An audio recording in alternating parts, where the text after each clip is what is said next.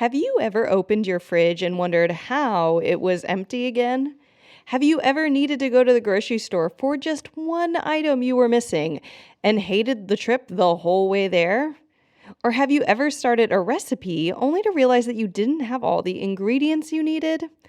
If you said yes to any of these, I get you. This used to be me too until I implemented my simple grocery shopping method. This takes me only 1 hour per week and keeps me and my family fed and ready to make meals, muffins, and snacks, all without running out of ingredients or needing to take another trip to the grocery store. As we come up on Thanksgiving and the biggest eating event of the year, I thought I'd spill the beans on how I grocery shop using minimal effort with just 1 hour per week on average. The great news, this method can be scaled to a family of 4, 5, or 6. I'm going to teach you exactly what I do to minimize the time spent at grocery stores so you can maximize the time spent with family and not worrying about what you'll eat next. Hey friend, welcome to the Better Belly Podcast. Do you want freedom from bloating and constipation? Do you find yourself up late at night Googling natural constipation remedies, causes for bloating, or recipes and exercises to help constipation? Are you frustrated with the mind game of trying to figure out what foods are helping or hurting your gut? Hey, I'm Allison, mom, wife, and functional gut health practitioner. At a young age, bloating and constipation were my constants. I didn't know what to do and wished I could just live a normal life focusing on my passions, my job, and my family. I was tired of abdominal pain that woke me up at night and wasting time and money on gut health remedies that just didn't work. Breakthrough moment, the functional medicine and osteopathic approach to gut health. In this podcast, you will find natural remedies for bloating and constipation, practical, doable belly exercises and massages, and debunk the myths about what really is causing your tummy problems. So toss out those laxatives and say goodbye to that embarrassing gas. Your gut health is calling. And just as a reminder, this information is not meant to diagnose, manage, or treat disease. Always consult with your own health practitioner before you make any changes to your health. A huge part of health, and what I imagine when I say the word health for my clients, is that health is easy. And that might not be the first word you think of. You think of health maybe being doing the hard thing, even though it's hard, right? Eating the healthy foods or going to do the workout. But truly, when we are able to, the reason we're able to have those healthy routines is because there's a certain amount of ease to them. They are not ridiculous. They are not like climbing Mount Everest. Have you noticed how many people climb Mount Everest? Not that many. And so one thing that I have found has made or broken what my clients are able to do in terms of how stressed they feel when they are making diet changes or just trying to live or be healthy is how they organize their lives around grocery shopping, because you got to get food sometime. And so today I wanted to break down my grocery shopping rhythms and show you exactly what I do so that I'm never spending more than 1 hour per week on average getting groceries.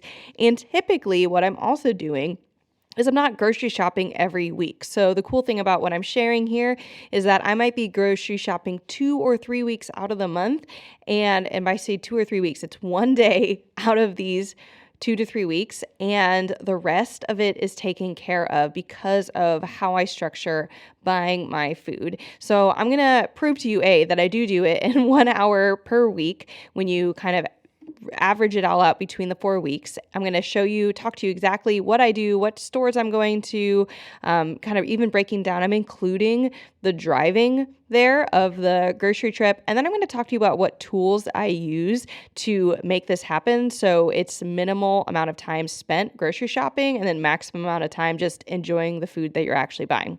All right, you guys ready? And honestly, you might want to take notes of this, pull out your phone, pull out a piece of paper. You can write down down the exact stores I'm going to. You can check my math for me if you want. I have this all written down, but just wanted to talk this through. And the other thing that might be fun for you is to even do your own math of how much time are you currently spending going grocery shopping.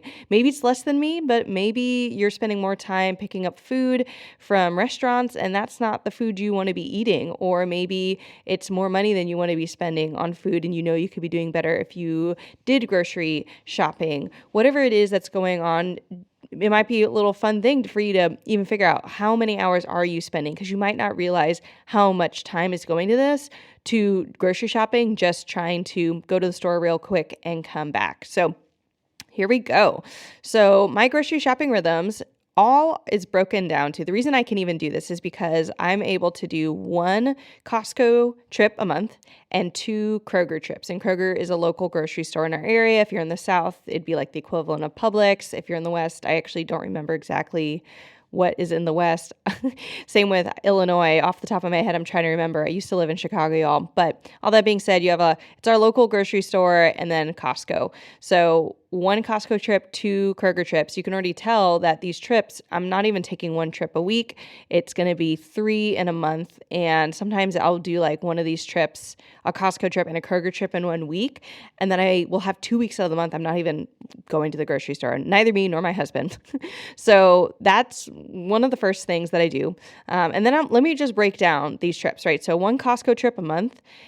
Before I even go, I do a quick check of my app called AnyList, which has the grocery list in it that both me and my husband edit.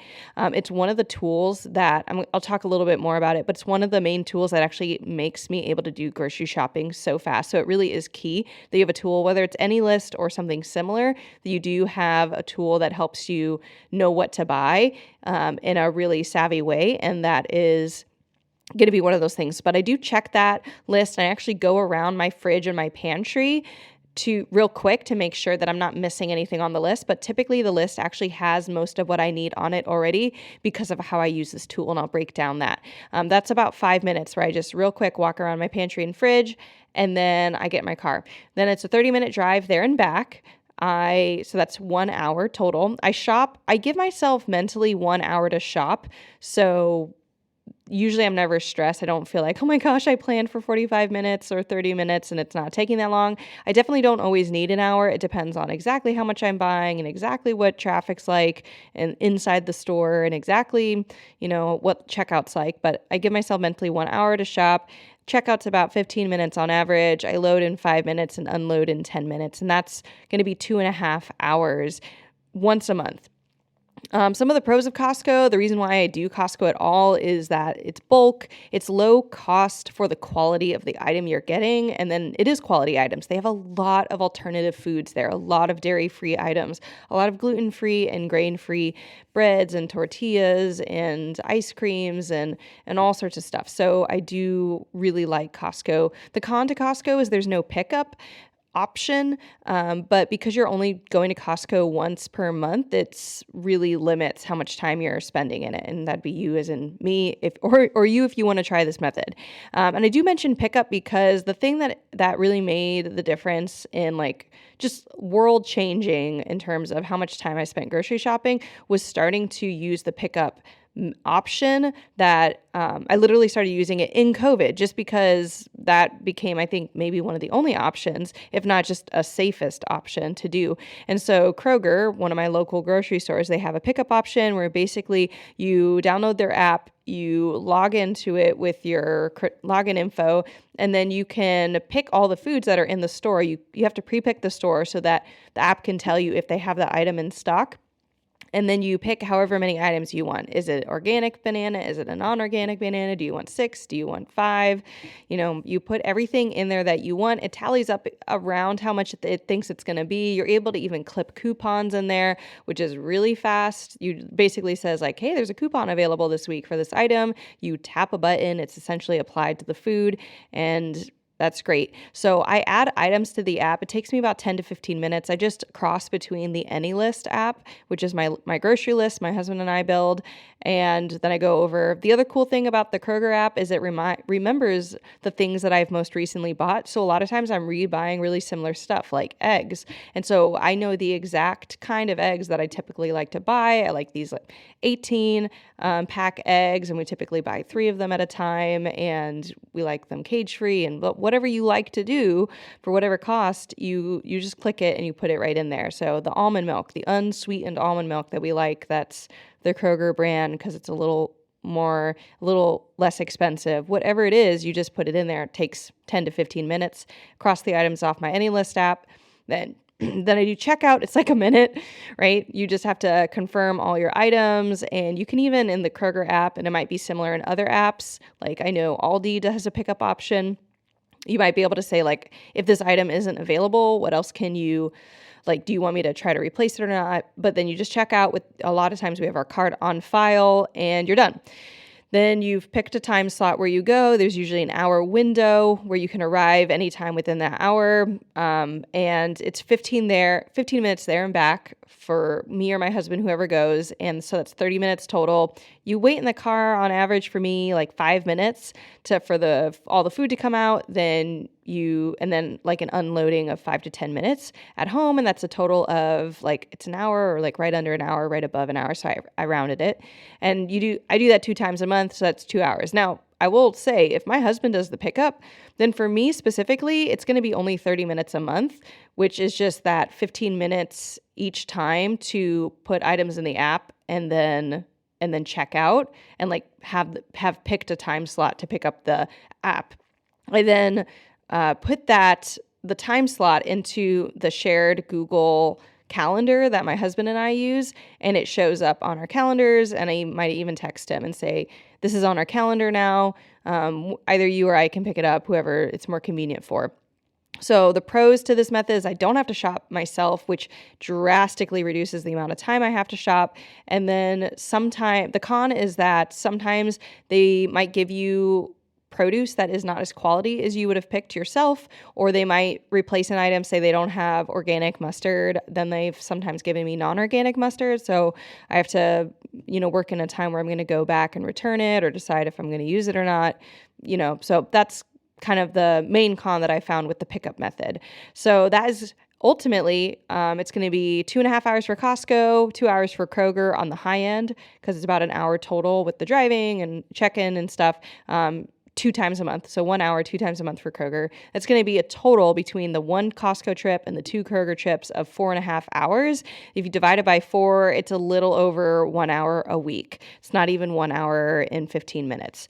And so, that would be on the high end. On the low end, if like my husband does both of the Kroger pickups, it's going to be 2.5 hours for Costco, 30 minutes for Kroger, and that's going to be 3 hours total for an entire month divided by 4, and that's 45 minutes a week, so less than an hour. So there's the proof that it's like an hour or less.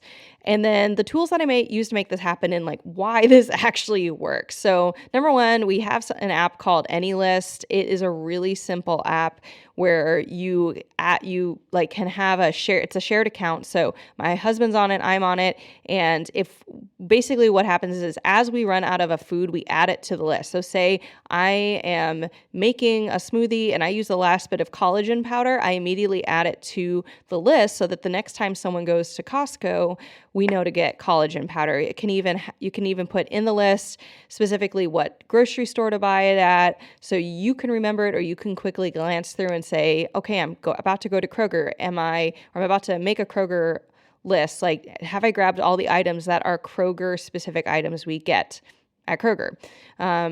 When you add items as you run out, it's a lot harder to forget to grab it. That used to be a big problem where we didn't use this app, and then I'd say, I think I have everything I need for the week, and I'd realize I ran out of baking soda. So then I go to make muffins or waffles or something, and there's no baking soda. So when you add items as you run out, you tend to forget items less. And the other thing is that you're not doing one big, like kind of, at least I found it pretty tedious big sift through of all your items, that can take a while if you haven't added anything to your grocery list and now you're like, okay, what exactly do I need?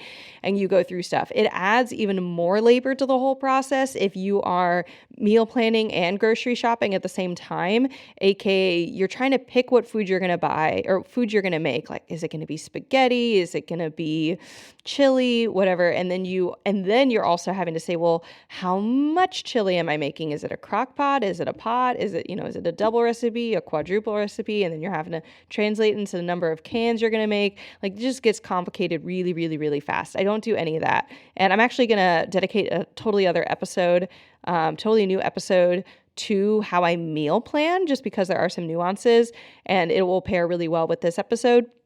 But basically, I have a set number of items, which actually, so if we, tools wise, let's stay organized, y'all. I have the AnyList app, which I just described how we use it. We add items as we run out. The second thing we do that's super powerful is we have an organized fridge and pantry that the items that we typically use are always in the same spot. So the eggs are in one corner of the fridge. And we haven't gotten as far as like labeling the corner of the fridge where the eggs go or anything like that, or the drawer where the produce tends to go. But because we have a method of where we tend to keep those things, if I open the fridge and that there's a space in that area on the left side of the fridge where the eggs typically go, it's like, oh, we need to get more eggs. And it's an immediate cue. And if I don't see it on the AnyList app, it's like, we just need more eggs. That's fine. And I know how many eggs fit in that corner.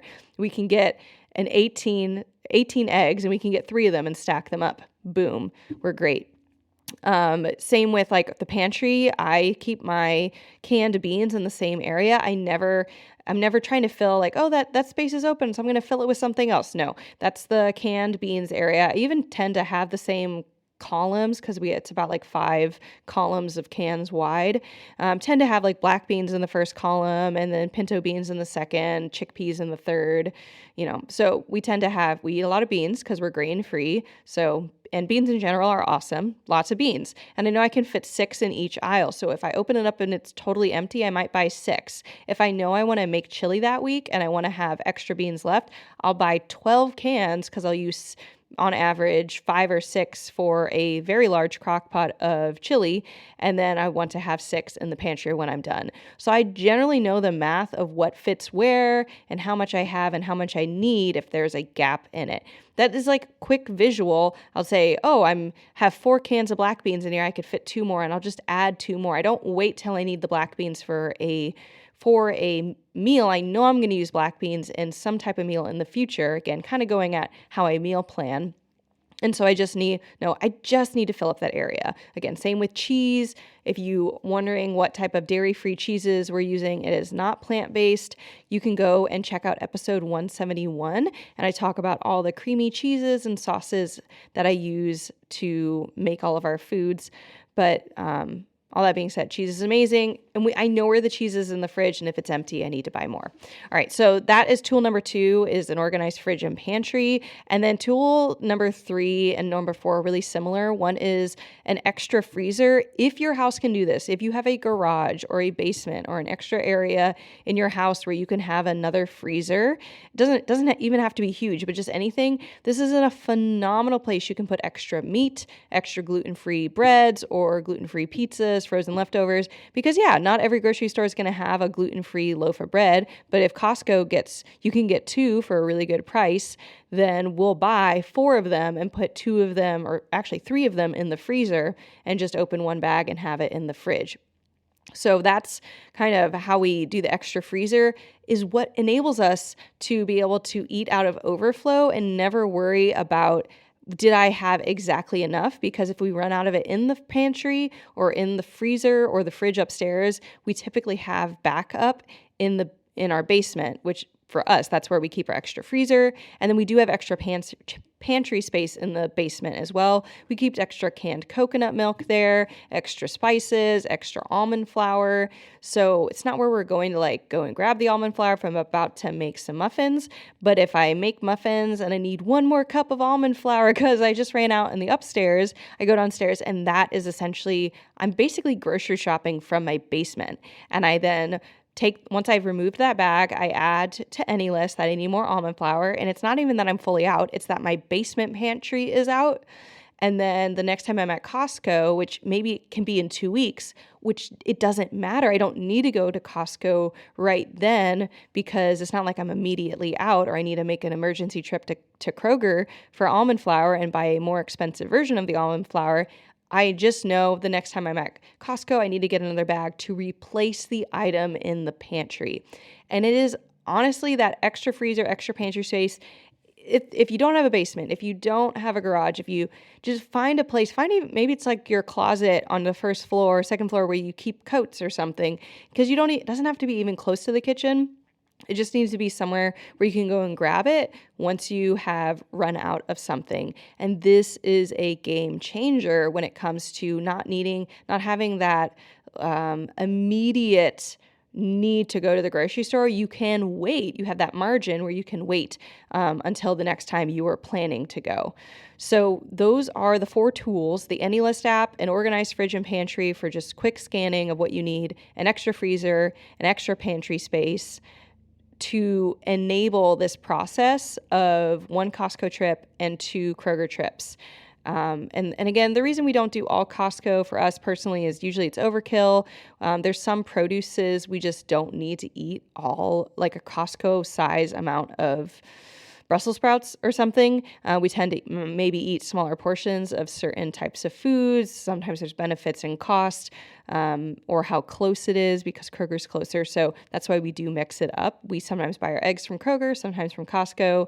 Just kind of depends on when we're needing eggs for which trip. So there's some flexibility, but that is generally how I grocery shop 1 hour per week. And again, it's typically not even every week. It's every other week or maybe 3 weeks out of a month. And it's also really, really great for us, at least, for keeping to a budget on the grocery trips, because I know the more times I go into the grocery store, the more times I'm likely to buy extra things that maybe are unnecessary or kind of fun, and which can be fun, but can push you over budget. So if you're only going 3 times a month, it can be easier, I have found, to stay on budget. So that is how I grocery shop in 1 hour per week for family 3. And if you are just wanting support, you have questions on this, you want to engage or talk about this idea, or even bring an example of your own family and what your family's going through, you can just come and join our free Facebook group. I would love to hear what you thought about this podcast episode. It's a great place to engage with us on all sorts of different topics. We have free extra goodies in our free Facebook group. You can just go to betterbellytherapies.com/Facebook and join our Facebook group there. We do have some questions we just ask you to answer, just so we know you're a real human being, etc. And once you've agreed to the group rules and answered those 3 questions, then you can jump on into the group. And just because you might be curious, one of the special things we have in that group, for example, is our podcast vault, where we have a spreadsheet of all of our podcasts by topic organized. So if you want to find other topics related to acid reflux or constipation or bloating or food sensitivities or lab testing, then you can find all of those in our podcast vault, which is exclusively in our Facebook group. So that's it. I can't wait to see you guys next week for Thanksgiving, at least for America. And I hope you guys have a great rest of your week. Hey friend, I hope you loved this episode. If you've been a fan for a while or newly loving this podcast, can you do me a favor? Drop into Apple Podcasts and leave me a review. When you leave a review, you do so much. You help me know you're listening. You can tell me what you're loving so I know what to make more of. And you help others by boosting this podcast so other people like you can find the podcast too. I mean, it's a win-win-win, right? So if you want a way to pay it forward, just go to Apple Podcasts or click the link in my show notes and leave a rating and review. And if you want some more free stuff, just head over to my free Facebook group, betterbellytherapies.com/Facebook, and you can get access to all of my free support for you, including some Facebook group exclusive stuff like my podcast episode vault, where you can search the Better Belly podcast by topic and find exactly what you need to expedite your healing. I cannot wait to see you in there. Catch you guys next week.